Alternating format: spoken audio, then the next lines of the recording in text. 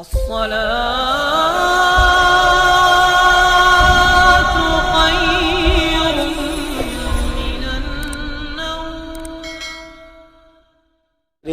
कुरान की बड़ी बरकत है। मेरा ये पैगाम आज मैं आपको देना चाहता हूँ, कम से कम अपनी आदत बनाएं कि सोने से पहले 4-5 आयतें ही पढ़ लिया करें, एक रुकू ही पढ़ लिया करें, जरूर पढ़ें।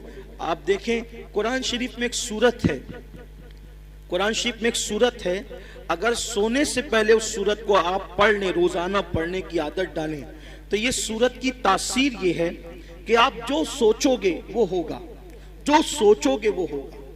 उस सूरत का नाम है सूरह मुज़म्मिल। 2 रुकू पर मुश्तमिल है ये सूरत, और 5 मिनट से भी कम का वक्त लगता है। 5-6 दिन अगर आप उसको रेगुलर पढ़ेंगे ना सूरह मुज़म्मिल को, तो आपको ये ज़बानी याद हो जाएगी और आप सूरह मुज़म्मिल पढ़ने के आदी बने। जादू से बचेंगे, सहर से बचेंगे, बलाओं से बचेंगे, ये है। फिर भूखमरी से बचना है, फाका कशी और गुर्बत से, यानी मालदार बनना है। सोते टाइम सूरह वाक़िया की तिलावत कर। सूरह वाक़िया मालदार बनाने वाली सूरत है। एक मर्तबा हजरत सैयदना अब्दुल्ला इब्ने मसऊद रज़ी अल्लाह ताला, आपके विसाल का वक्त करीब था। हजरत सैयदना उस्मान गनी आपके घर गए और जाने के बाद कहने लगे, भाई अब्दुल्ला, आपकी बड़ी दीनी खिदमत है, अब ऐसा लगता है कि तुम दुनिया में ज्यादा दिन तक नहीं रहोगे और तुम्हारी बेटियां हैं, और आप मुझे वसीयत कर दे कि मैं आपकी बेटियों के लिए क्या खिदमत कर सकता हूँ। हज़रत अब्दुल्ला इब्ने मसूद उठकर बैठ गए, कहने लगे, उस्मान मेरे भाई, याद रखो, मेरी बेटियां कभी भूखी नहीं रहेगी, मेरी बेटियां कभी फाके से नहीं रहेगी, मेरी बेटियों को कभी माल की तंगी नहीं होगी, आप पैसों की बात ना करें।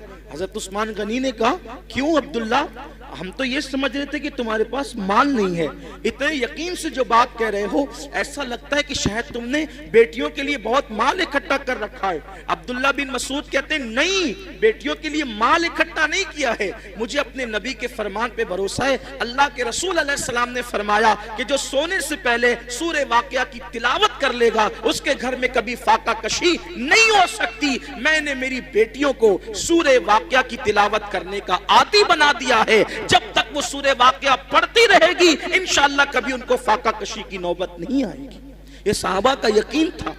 बहुत सारी बच्चियों को रिश्ते नहीं आते, सूरह यासीन पढ़े, असर के बाद पढ़े, उनको अच्छे रिश्ते आएंगे। कुरान में सब है, लेकिन कुरान पढ़ना नहीं चाहते, तावीज लेना चाहते हैं, तावीज लेना चाहते हैं, वजीफे पढ़ना चाहते हैं। कुरान से बढ़कर कौन सा वजीफा है, वो बताएं ना आप। कुरान से बढ़कर कौन सा वजीफा है? देखो, हुजूर गरीब नवाज रज़ी अल्लाह ताला जयपाल जोगी के सारे जादू का जवाब सिर्फ एक आयत से दिया है गरीब नवाज ने, उसको आयतुल कुर्सी कहते हैं। आयतुल कुर्सी से जयपाल जोगी हार गया, गरीब नवाज के मुकाबले में नहीं आ सका। वो सूरह फलक, सूरह नास पढ़ के दम कीजिए, नजर बद खत्म होगी। बच्चे जो शाम के वक्त रात रात भर रोते हैं, फलक और नास पढ़कर दम करो, बच्चे रोना बंद कर देंगे, नहीं रोएंगे बच्चे। नजर लगती है, 3 मरतबा लिलाफ कुरैश पढ़ो, नजर फौरन खत्म होगी। अब आप कहेंगे, हम तो करते हैं ना, लेकिन असर नहीं होता। यही बात खास है, ये बात खास है। एक मुझे बहुत खूबसूरत बात यहाँ याद आई। हमारे मुर्शिद आबरूए सिलसिले चिश्तिया, शहबाज औलिया, हजरत सैयदी बाबा फरीदुद्दीन गंज शकर रज़ी अल्लाह ताला, ये सिलसिला चिश्तिया की आबरू है। बाबा फरीद बड़े प्यारे बुजुर्ग हैं, बाबा फरीदुद्दीन। गरीब नवाज ने कहा था, कुतुबुद्दीन, ऐसे शहबाज का तूने शिकार किया है कि इसके जरिए से क़यामत तक तेरा नाम जिंदा रहेगा। बाबा फरीद के पास एक औरत आई और आकर कहती, सरकार, मेरी बेटी की शादी है, पैसों का इंतजाम नहीं, सरकार इंतजाम कर दे। अब वो अल्लाह वाले लोग, और बाबा फरीद जैसा अल्लाह वाला, बाबा फरीद जब पाकपटन में रहने गए थे शुरू में, तो एक दरख्त के नीचे कयाम था, और जो कपड़ों की पोटलियां और जो सामान की गठरियां थी ना, वो रखने को जगह नहीं थी। पंजाब के लोग यानी पाकपटन के लोग बहुत सताते थे, रहने नहीं देते थे। तो सामान कहाँ रखें अपना, था तो थोड़ा ही सामान, जगह तो चाहिए, तो दरख्त पे लटका कर रखते थे सामान।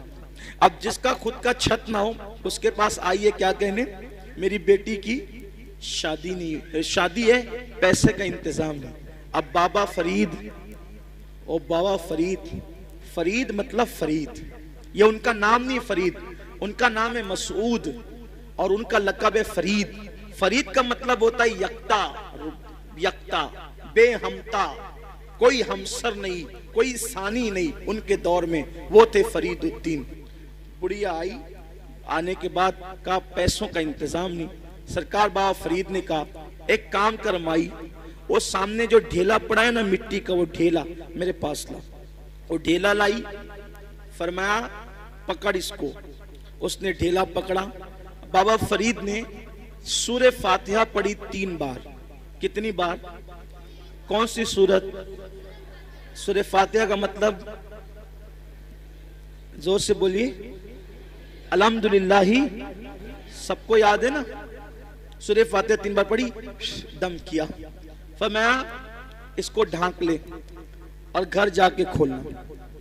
ढांक लिया, घर जाकर खोला तो वो सोना बन गई। मिट्टी क्या बन गई? सोना बन।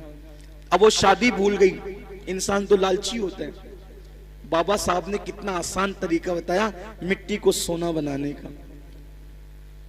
उसने शादी भूल गई, बोला यार एक ढेले पे अगर पढ़ना ही है सूरह फातिहा तो फिर एक ढेले पे क्या पढ़ना। वो ढेले ही जमा करती रही मिट्टी के, पूरा घर भर दिया ढेले से। और जब रात हुई तो फातिहा पे फातिहा, फातिहा पे फातिहा, फातिहा पे फातिहा पढ़ती रही, फूकती रही, पढ़ती रही। रात से सुबह हो गई, वो मिट्टी के मिट्टी रही। उसने कहा बाबा साहब ने तो मेरे सामने यही पढ़ा था, इसके सिवा कुछ नहीं पढ़ा था, अब सोना बना दिया। और मैं रात भर पढ़ी, गुस्से में सुबह आई, कहा सरकार क्या बात है ये? फरमाया माई क्या हुआ, तेरा मसला तो हल हो गया, नाराज क्यों है? कहा कि आपने सूरह फातिहा पढ़ा तो मिट्टी सोना बन गई। मैं पूरी रात, आपने सिर्फ 3 बार पढ़ा था, मैं पूरी रात पढ़ पढ़ के फूकती रही, वो मिट्टी के मिट्टी रही। और सही बताना आपने फातिहा के सिवा कुछ पढ़ा था? कहा नहीं फातिहा पढ़ा था, कुछ नहीं पढ़ा था। तो कहा कि आप पढ़ते तो सोना, हम पढ़ते तो मिट्टी। बाबा साहब ने मुस्कुरा के कहा ओ माई फरीद जैसी जबान तो ला, फरीद जैसी जबान तो ला। किसी को टाइफाइड होता है, टाइफाइड का मर्ज, चाय पीता है तो कैसी लगती है? कड़वी। कैसी लगती है? बोलो चाय कड़वी है कि जबान कड़वी है? हैं? क्या कड़वी? आदमी कहता है चाय कड़वी है, आदमी क्या कहता है? चाय कड़वी नहीं है। अगर चाय कड़वी होती तो सबको कड़वी लगती। तेरी जबान कड़वी हो गई है, क्यों? क्योंकि तुझे बीमारी है, बीमारी की वजह से तुझे चाय कड़वी लग रही है। ऐसे ही जैसे टाइफाइड वालों को चाय कड़वी लगती है, वैसे हमें गुनाहों का टाइफाइड हो गया है। जिस दिन ये गुनाहों का टाइफाइड